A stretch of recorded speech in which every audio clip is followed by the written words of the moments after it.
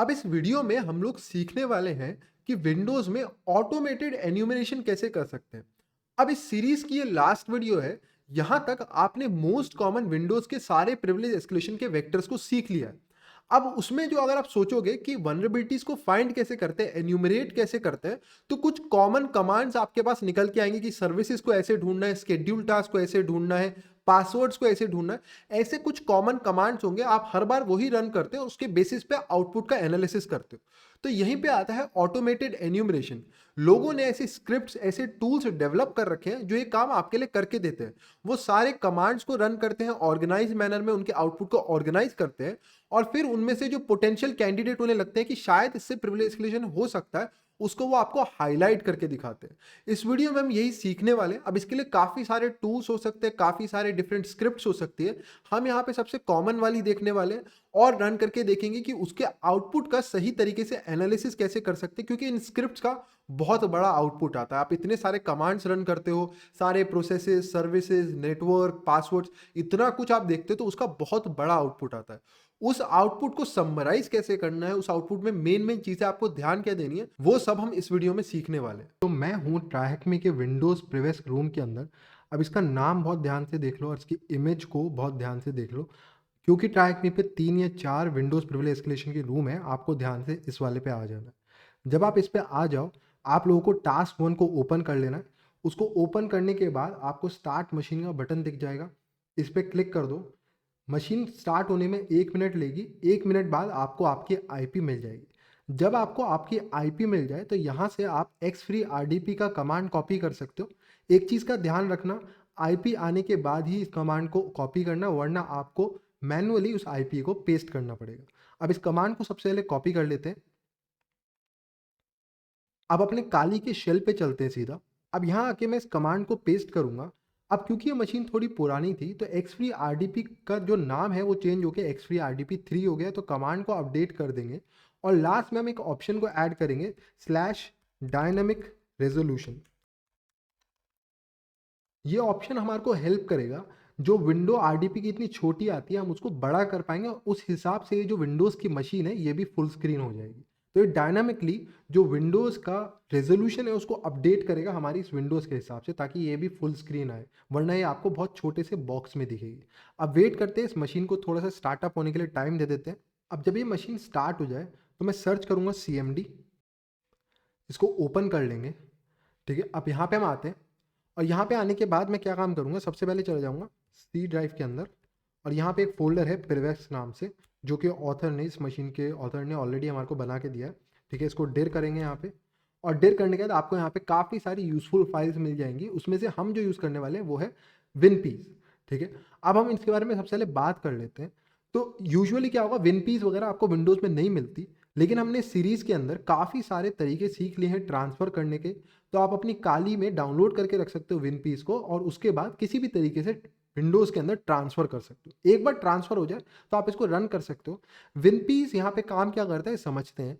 जो अभी तक आपने सीरीज़ में सीखा है, ये उस काम को ऑटोमेट करता है। सारे कमांड्स जो आपने रन करे, उन कमांड्स को रन करता है, उनके आउटपुट को ऑर्गेनाइज करता है, उनको एक हेडिंग देता है, जो जो मेन चीज़ें हैं उनको कई बार ग्रैब करता है, फाइंड करता है, और आपको पोटेंशियल कैंडिडेट्स जो इसको लगता है कि शायद इनसे प्रिविलेज एस्केलेशन हो सकता है, उनको डिफरेंट कलर्स में आपको दिखाता है, ताकि आपका काम आसान हो जाए।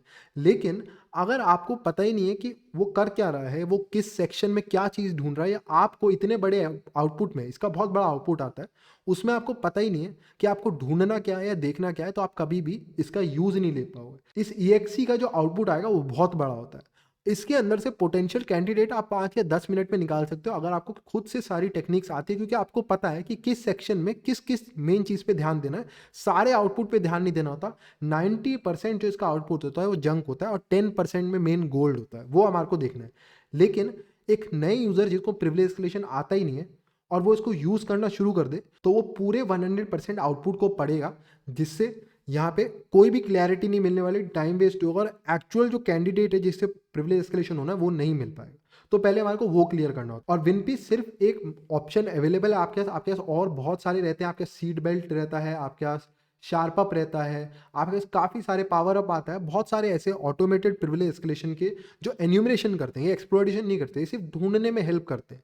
ढूँढने के बाद आपका फाइनल डिसीजन होता है कि आप किसके साथ जाना चाहते हो और उसको कैसे एक्सप्लॉइट करना चाहते हो। तो सबसे पहले इसको रन कर लेते हैं, विनपीस। और मेरे को लिनक्स की आदत है इसलिए मैंने वो लगा दिया, विनपीस। एंटर मारते हैं यहाँ पे, इसको बड़ा कर लेते हैं और यहाँ पे इसका आउटपुट आने लग जाएगा। और आप इसको अगर पढ़ोगे तो ये आपको क्या बोल रहा है और ये बहुत तेज़ी से भागेगा। अब यहाँ पे ये खत्म हो गया। एक चीज़ ध्यान रखनी, जब भी आप ऐसी किसी भी ऑटोमेटेड स्क्रिप्ट को रन करते हो आपको जल्दबाजी नहीं करनी है। मैं कैसे करता था, मैंने इसको रन करा और इसको एंड होने दो, पूरा होने दो, उसके बाद हमारे को आउटपुट को देखना है। पहले ही स्टार्टिंग से देखने नहीं लग जाना है हमारे को, ठीक है। पहले इसको पूरा खत्म होने दो, उसके बाद हम एनालिसिस करेंगे। अगर आप बीच बीच में से करने लगोगे तो आप शायद वो चीज़ों को स्किप कर दोगे जिससे एक्चुअली होना था, क्योंकि काफ़ी सारी वैल्यूज दिखाएगा। उनमें से ऐसा हो सकता है 10 पोटेंशियल कैंडिडेट हो, आप सीधा पहले वाले को देख के ही और उस पर काम करने लग गए। लेकिन ऐसा हो सकता था उन 10 में से भी आप पहचान लेते कि इन 2 से ही होना है, ठीक है। तो अपना टाइम वेस्ट मत करो, इसको रन होने दो, 5 मिनट लेगा, पूरा टाइम होने दो, उसके बाद हम इसके आउटपुट को समझना शुरू करेंगे। तो स्टार्टिंग में चलते हैं, यहाँ पे हम आ गए। यहाँ आने के बाद ये हमारे को बोलता है कि रेड मतलब ये एक स्पेशल प्रिविलेज है और इससे हो सकता है काफ़ी पॉसिबिलिटीज है, ठीक है। उसके बाद यहाँ पे ग्रीन प्रोटेक्शंस को डिस्प्ले करता है और यहाँ पे अलग अलग है कि पोटेंशियल हो सकता है, नहीं हो सकता, वाइट, अलग अलग टेक्स्ट। ये सिस्टम की इन्फॉर्मेशन आ रही है, हॉट फिक्सेस कौन कौन से, और यहाँ पे पोटेंशियल वनरेबिलिटीज हमारे को दिखा रहा है वॉटसन की मदद से। यानी कि हमारे को क्या बता रहा है, जो हमने देखा था कि कर्नल के अंदर जो वनरेबिलिटीज होती हैं वो कैसे यहाँ पे एक्सप्लॉइट कर सकते हैं, उनके रिलेटेड सीवीज हमारे को दिखा रहा है। फिर यहाँ पे पावर शेल की वर्जन्स वगैरह हमारे को दिखा रहा है। आप ये चीज़ें देख सकते हो, पढ़ सकते हो। अब इनमें से इंटरेस्टिंग आपको ढूंढना, आप ऑलरेडी पता है क्या क्या इंटरेस्टिंग है, तो ये वेरिएबल्स हैं, मैं इनको स्किप करता जा रहा हूँ। जो पॉइंट मेन चीज़ होगी मैं बताता हूँ कि हमारे को देखनी कैसे, ठीक है। और यहाँ पे ये इनके एट्रीब्यूट दिखा रहा है, can change password, not expired, required है पासवर्ड। ये पासवर्ड मत समझना, ये उसके एट्रीब्यूट्स है कि इसके पासवर्ड के यूज़र के एट्रीब्यूट्स क्या हैं। पर इससे आपको यूज़र नेम्स मिल जाएंगे कि यहाँ पे कौन कौन से यूज़र्स एग्जिस्ट करते हैं। एक यूज़र एग्जिस्ट करता है, गेस्ट डिसेबल्ड है, एडमिन नाम का यूज़र है, ये हमारे को यहाँ पे देखने को मिल रहा है। क्लिपबोर्ड के अंदर कोई टेक्स्ट कॉपी पेस्ट तो नहीं है यहाँ पे। आरडीपी का कोई सेशन, जैसे हमने पुट्टी का सेशन देखा था, वो तो यहाँ पे है या नहीं, तो वो चीज़ें हमारे को ये दिखा रहा है। प्रोसेसेस की इन्फॉर्मेशन, ठीक है, तो ये बहुत ज़रूरी है। यहाँ पे आप देख सकते हो कौन कौन से प्रोसेस, ये हमने कब देखा था वनरेबल सॉफ्टवेयर वाली वीडियो में, कि कैसे प्रोसेसेस को हमारे को ध्यान रखना होता है। क्लाउड में जैसा कोई वनरेबल सॉफ्टवेयर रन कर रहा हो जिसकी मदद से हम शायद कुछ कर पाएँ, वो हमारे को यहाँ पे ध्यान देना है। जैसे ये अपने आप को ये बता रहा है कि एक अजीब सा सॉफ्टवेयर रन कर रहा है विनपीस, पर वो खुद ही है ये, ठीक है। तो ये विनपीस के बारे में हमारे को बता रहा है। उसका सर्विस में हमने देखा था इनसिक्योर फाइल परमिशन बता रहा है, इस सर्विस पे सबको एक्सेस है, ऑल एक्सेस, तो ये बेसिकली हम इसको हैक कर सकते हैं। या फिर अनकोटेड सर्विस पाथ होगी, वो हमारे को यहाँ पे बताएगा। तो हमारे को सब नहीं देखना, लेकिन आपको पता है कि अब सर्विस में क्या क्या मैं देख रहा हूँ, आपको ये तो पता है ना कि सर्विस में देखना क्या क्या, सब नहीं देखना मेरे को। उसके बाद यहाँ पे हम आते रहेंगे। यहाँ पे एक ये बता रहा है अनकोटेड पाथ सर्विस, एक फोल्डर है जो कि कोटेड नहीं है, वो ये सब सेम चीज़ें बता रहा है यहाँ पे हमारे को। और नीचे आते जाएंगे और क्या क्या, नेटवर्क इन्फॉर्मेशन, ये भी वनरेबल सॉफ्टवेयर में देखा था कि क्यों हमारे को नेटवर्क को बहुत ध्यान से देना है। कोई स्पेशल पोर्ट 888 रन कर रहा है, उस पर क्या सॉफ्टवेयर रन कर रहा है, वो शायद वनरेबल हो सकता है, तो वो हमारे को यहाँ पे ध्यान रखना है, उन चीज़ों को देखना है। कॉमन क्रेडेंशियल फाइल अगर हमारे को कोई मिल रही है, जैसे हमने देखा था अनअटेंडेड डॉट XML हो गई, या ऑटो लॉगिन वाली फाइल हो गई। जब हमने रजिस्ट्रीज वाली वीडियो देखी थी तो हमने देखा था कैसे रजिस्ट्रीज से एक्सप्लॉइटेशन कर सकते हैं, ऑलवेज इंस्टॉल एलिवेटेड का, वो हमारे को यहाँ पे दिखा रहा है। तो मैंने सब स्किप करा, लेकिन मेरा नज़र इस पर गई क्योंकि मेरे को पता था इसको एक्सप्लॉइट कैसे करना है। नीचे जाते जाएंगे, ब्राउजर की इन्फॉर्मेशन या फिर इंटरेस्टिंग फाइल्स या रजिस्ट्रीज में इसको कुछ मिला है। अब देखो पुट्टी का एक सेशन मिल गया, ये हमने ढूंढा था, ये इसको भी मिल गया। तो यार नीचे जाते रहेंगे और क्या मिल रहा है इसको, देखो हमने देखी थी कि अनअटेंडेड डॉट XML, वो यहाँ पे इसको मिली, उसमें यूजर ने पासवर्ड मिल गया इसको, जो हमने चेक भी करा था एक दूसरी मशीन में, तो वो यहाँ पे इसको मिल गया। सैम सिस्टम भी हमने देखा था। फिर ये क्रेडेंशियल्स के सर्च कर रहा है, पासवर्ड वगैरह इसको पोटेंशियल कहीं मिल रहा है, एक हिस्ट्री फाइल कोई मिल रही है नहीं मिल रही, वो सब ये चेक करता है। तो ये सब हमने करा है। अब आपने देखा कितना सारा आउटपुट, अगर आप स्क्रॉल करते हुए ऐसे जाओगे कितना आउटपुट है, लेकिन मुश्किल से 5 मिनट लगे और हमने सारा आउटपुट इसका पढ़ लिया, क्योंकि हमारे को पता था देखनी क्या क्या चीज़ें, मेन इसके अंदर क्या क्या इंटरेस्टिंग पार्ट्स हैं। अगर आपको वो समझ आता है तो आप इसके आउटपुट को ईजिली एनालाइज कर पाओगे और ध्यान दे पाओगे कि कौन कौन से पोटेंशियल कैंडिडेट्स हैं, ठीक है। तो आई होप सो ये आपको क्लियर हो गया और आपको पूरी विंडोज प्रिविलेज एस्केलेशन का जितना भी कॉन्सेप्ट था वो क्लियर हो गया हो। तो आई होप सो आपको ये वीडियो पसंद आई हो, आपके सारे डाउट्स इस टॉपिक से रिलेटेड सॉल्व हो गए हो। तो please like the video, subscribe the channel. Thank you and good bye.